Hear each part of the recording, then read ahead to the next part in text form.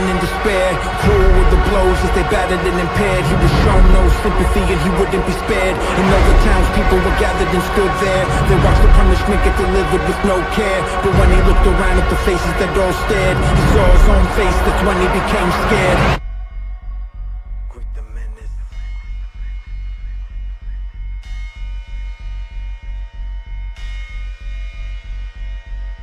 He awoke from the clock tower chime, heart thud like a cannon on the line.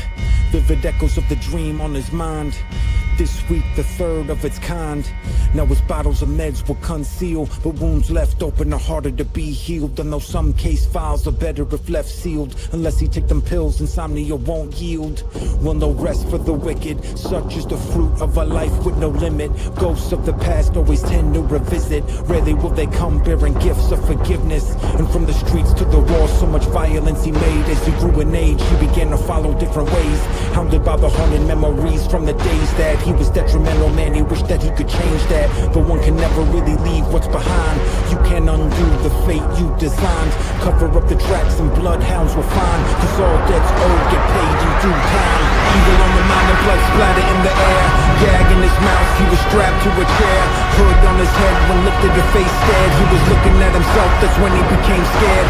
Cruel with the blows that battered and impaired. Fading from the world and beaten to despair. Beyond all hope and clinging to one prayer. Let him soon pass out from the pain and be spared.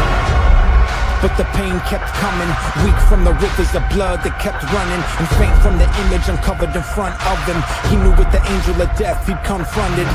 Ain't no mercy in that self-combat. Foot to his chest to tip his chair back, cause this tormentor was eager to give more. Put a cloth to his face to follow the waterfall. Then he awoke with a cough and a heave. His heart pound like cannons in mid-siege. Vivid echoes of his terrified screams, cause nothing ever just is what it seems. Then he noticed his clothes were soaked clean.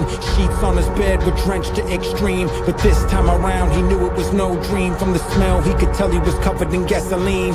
And in the corner by the door was a man, cloaked in the shadow with a cigarette in hand. With no words spoken, a motive and clear plan. A lost fan, calm as a bitch, law of the land. Till then he had averted, but was homicide certain. And that guilt inside him hurting, he concluded with the verdict. If this is what it takes to serve as my life's penance, bring on that inferno, I'm ready to beat the menace.